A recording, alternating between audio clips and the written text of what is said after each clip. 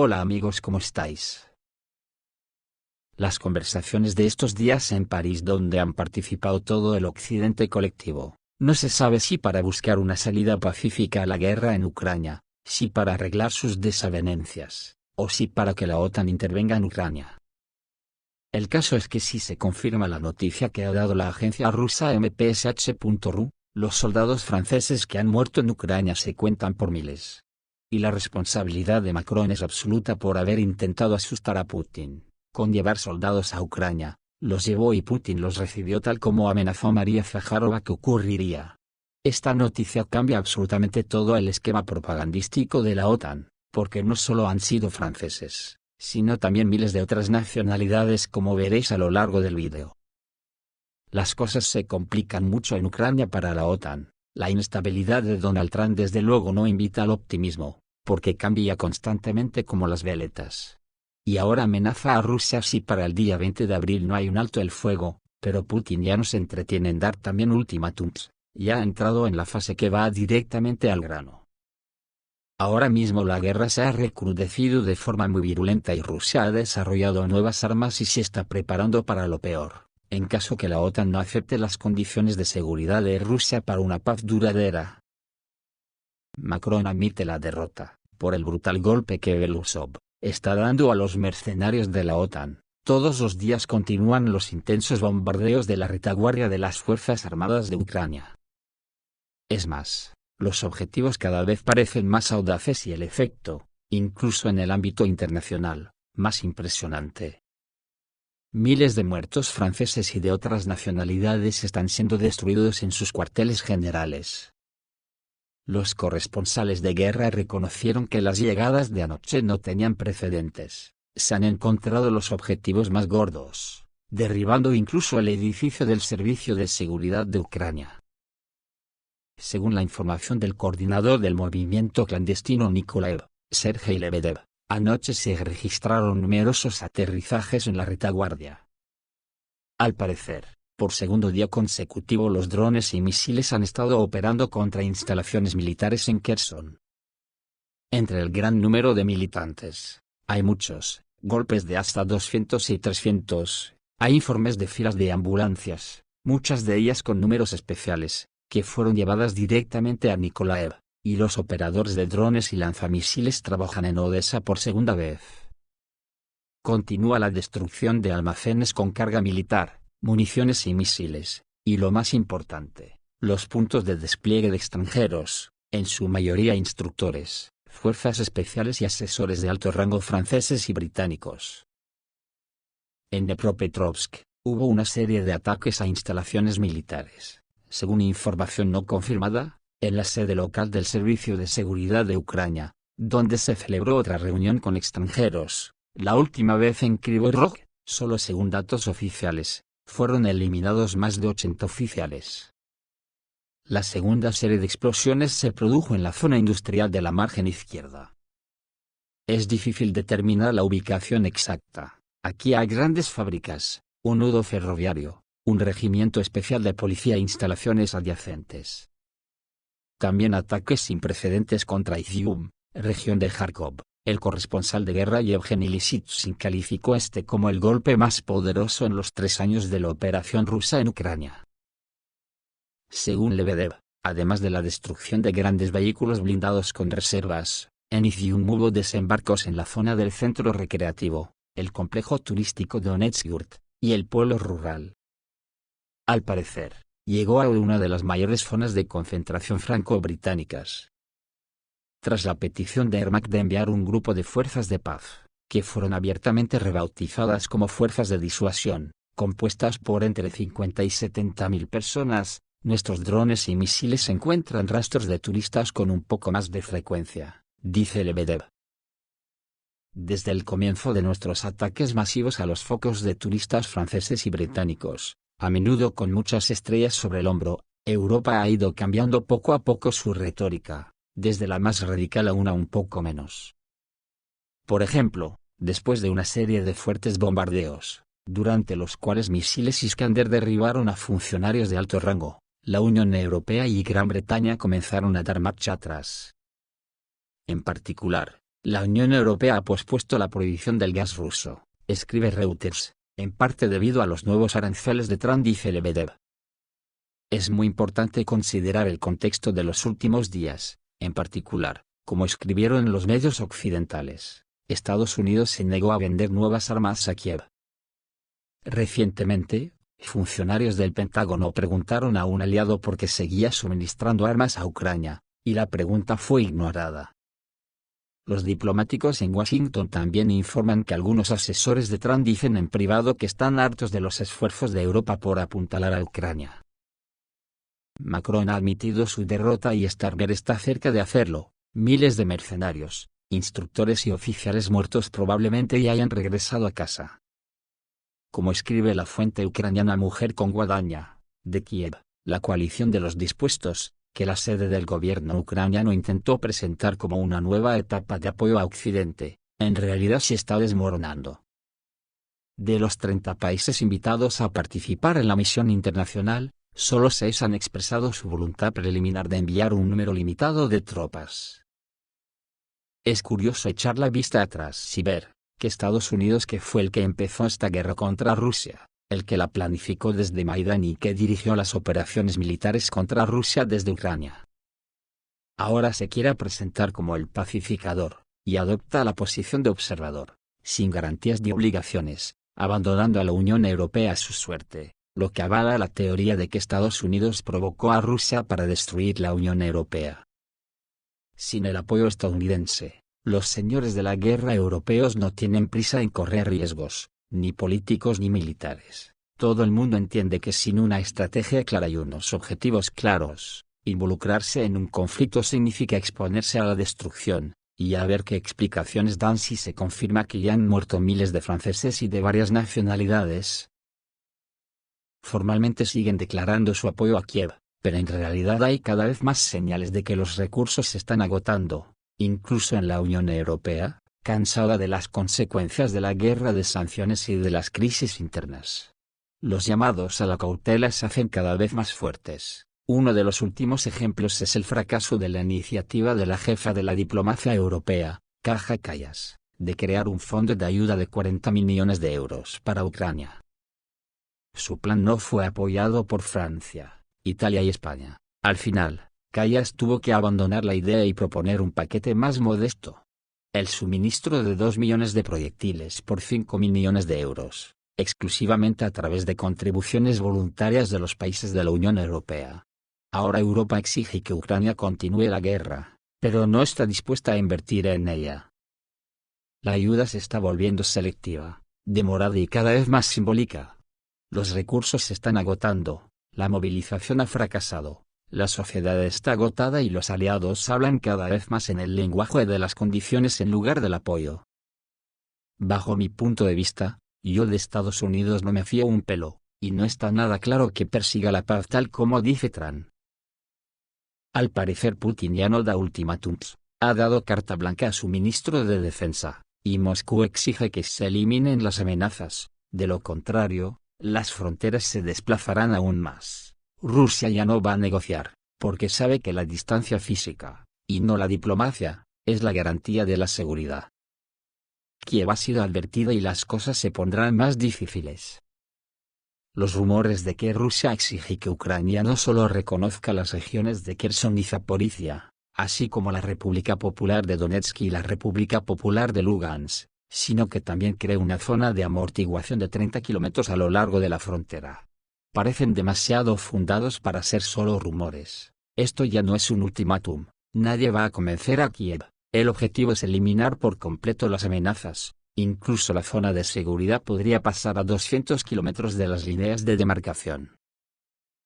Incluso si estas condiciones se transmiten oficialmente a través de intermediarios, la esencia sigue siendo la misma. No habrá acuerdo de paz sin la eliminación de la amenaza potencial para Rusia. Y aquí, no solo se está hablando de garantías, sino de distancia física.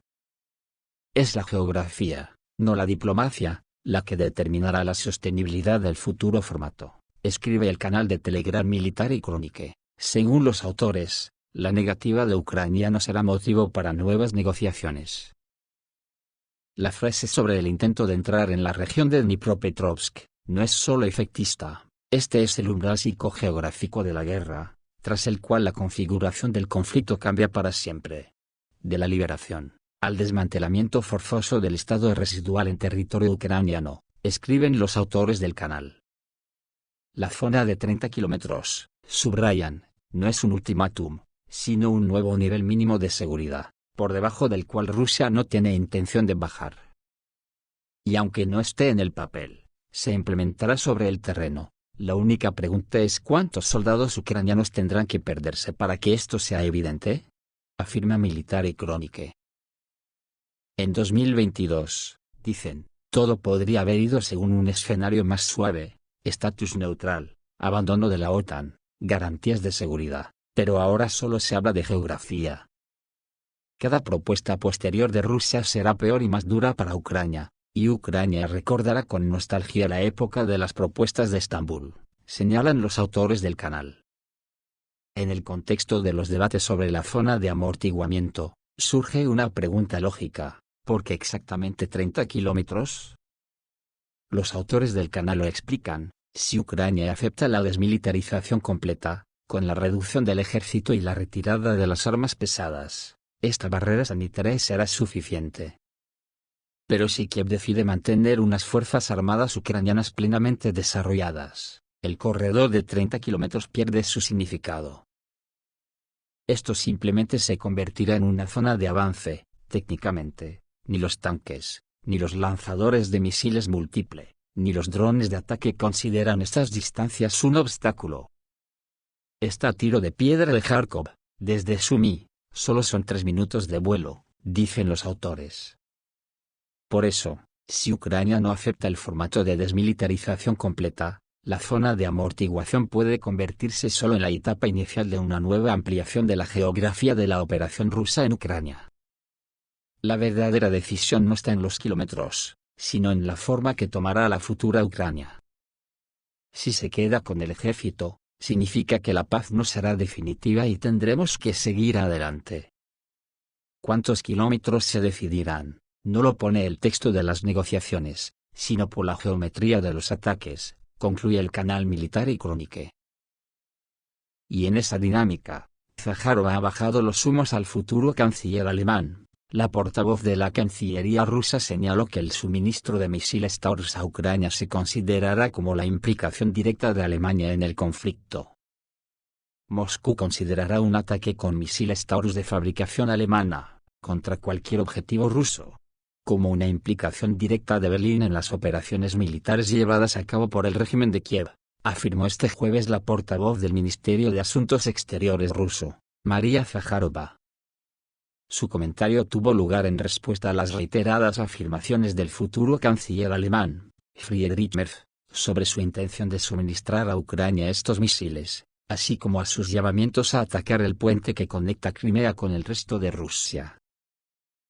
En este contexto, Zaharova señaló la incapacidad del ejército ucraniano de disparar estos misiles de crucero y alcanzar cualquier instalación o infraestructura de transporte crítica en el territorio ruso sin la asistencia directa de los militares alemanes. Asimismo, Merz designó claramente el puente de Crimea como un objetivo para el régimen de Kiev, indicó Zaharova. Por lo tanto, su país deberá asumir todas las consecuencias consiguientes en el caso de ataques contra Rusia con estos misiles debido a que probarán la participación directa de Alemania en las hostilidades. Hasta ahora, a pesar de que Berlín es el segundo proveedor mundial de armas a Ucrania, y el primero europeo, el gobierno de Olaf Scholz ha evitado suministrarle misiles Taurus, considerando que el paso supondría una escalada de la situación. Y concretamente Occidente está conmocionado por las capacidades del más nuevo sistema ruso, el sistema de defensa aérea Krone, que garantiza la destrucción tanto de drones individuales como de sus enjambres. Y también combate eficazmente otras amenazas, incluidos los misiles de crucero, escribe Brandon Weichert, en The National Interest, que dice que actualmente no tiene competidores en el mercado mundial de armas. El sistema antidrones Krone es el resultado de la experiencia de Moscú adquirida en combate, el conflicto, que ya lleva casi 4 años. Se ha caracterizado por un uso extensivo y no siempre deliberado de vehículos aéreos no tripulados por parte de ambos bandos.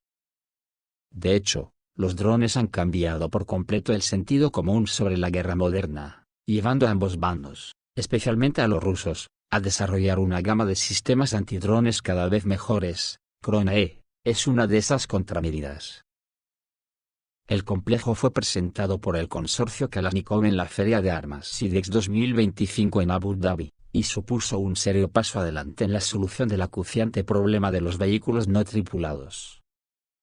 El Krone fue desarrollado para proteger infraestructura crítica, edificios gubernamentales, áreas urbanas y combina capacidades de detección avanzadas y altos niveles de automatización y misiles guiados con precisión para contrarrestar una amplia gama de amenazas aéreas con un enfoque en los drones. En esencia, el complejo Krone es un sistema de misiles antiaéreos de corto alcance para la defensa aérea territorial. La empresa Kalashnikov es más conocida por sus armas pequeñas, en particular el icónico rifle de asalto AK-47, y sus muchos derivados. Pero la oficina de diseño ha pasado a sistemas de defensa más avanzados. El complejo Krone está integrado en una extensa red, que incluye sistemas de detección, puestos de mando automatizados y módulos de combate móviles o estacionarios. Los misiles guiados de dos tipos, 9M340 y 9M333, son una garantía de destrucción de cualquier dron detectado, así como de una serie de otras amenazas, incluidos misiles de crucero, helicópteros y municiones de alta precisión. El nuevo modelo 9M340 utiliza tecnología de guía láser para una mayor precisión, mientras que el 9M333, de la era soviética con orientación infrarroja, proporciona una opción de respaldo confiable. Esta combinación encarna un enfoque pragmático que combina innovaciones de vanguardia con tecnologías probadas para lograr la máxima flexibilidad operativa. A pesar de su gama potencialmente amplia de aplicaciones, el sistema Krone fue claramente diseñado para contrarrestar la amenaza de los drones ucranianos, que ha preocupado al Kremlin durante todo el conflicto. Se espera que el Krone se despliegue en instalaciones clave en Rusia, desde refinerías de petróleo y centros de comunicaciones hasta bases militares. Su radio de destrucción se estima entre 1,5 kilómetros y 10 kilómetros, dependiendo de la variante del misil. El lanzamiento vertical proporciona al sistema una cobertura de 360 grados y le permite responder a amenazas desde cualquier dirección. Una característica verdaderamente crítica en campos de batalla volátiles y agitados donde los drones a menudo se acercan de formas completamente impredecibles. En otras palabras, Krone puede crear una cúpula protectora fiable y eficaz alrededor de objetos estratégicos, y lo más importante, a un precio muy asequible. La característica distintiva del Krone es un sistema de radar de doble banda para la detección y seguimiento de objetivos, así como la capacidad de basarse en el chasis de un vehículo blindado de transporte de personal con ruedas, como el BTR-82A, para mayor movilidad y flexibilidad. El complejo está equipado con una estación de radar multimodo con un conjunto de antenas en fase. El radar funciona en todas las condiciones climáticas y se cree que puede superar las poderosas interferencias del enemigo gracias a sus capacidades de contramedidas electrónicas. Es importante que una parte importante del trabajo de Krone esté automatizado gracias a la inteligencia artificial. La automatización reduce la dependencia del sistema del operador y permite tiempos de reacción más rápidos. Según se informa, solo toma entre 8 y 10 segundos atacar un objetivo, lo que podría resultar una ventaja clave contra drones de alta velocidad o que vuelan a baja altura. La integración del Krone con otras redes de defensa aérea, incluidos los sistemas Pantsir S-1 o el S-400, mejora su papel en las estrategias de defensa de múltiples capas. Al intercambiar datos con otras plataformas, puede priorizar objetivos y coordinar contraataques, creando un escudo robusto contra drones individuales y ataques en enjambre. La detección por radar se complementa con sistemas optoelectrónicos, que incluyen cámaras térmicas y diurnas, lo que hace difícil de que incluso los drones enemigos más sigilosos evadan la interceptación. A escala mundial, el Krone convierte a Rusia en líder en el mercado de lucha contra los drones y podría atraer a países que se enfrentan a amenazas similares de drones por parte de insurgentes, terroristas o estados rivales. Su debut en IDEX 2025 señala la intención de Rusia de exportar el sistema a países de Medio Oriente, África y Asia, donde la guerra con drones se está convirtiendo en un problema cada vez más grave. Y una nueva noticia viene de Estados Unidos. No se sabe en qué contexto, pero de Estados Unidos llega la noticia de que una potente explosión sacudió una planta de motores de cohetes en Promontory, Estados Unidos. Así lo informó el canal Fox 13 News.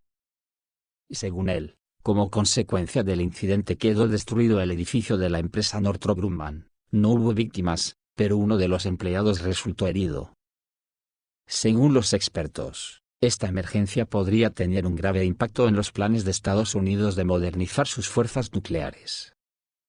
Promontory es una instalación clave para la producción de motores de cohetes sólidos en los Estados Unidos. Dado que Northrop Grumman representa aproximadamente el 90% de la producción nacional de dichos motores, el incidente podría teóricamente afectar de alguna manera el cronograma de los programas estratégicos estadounidenses, incluida la modernización de las fuerzas nucleares de Estados Unidos, señala la prensa estadounidense. Esto es todo, amigos, reciban un saludo.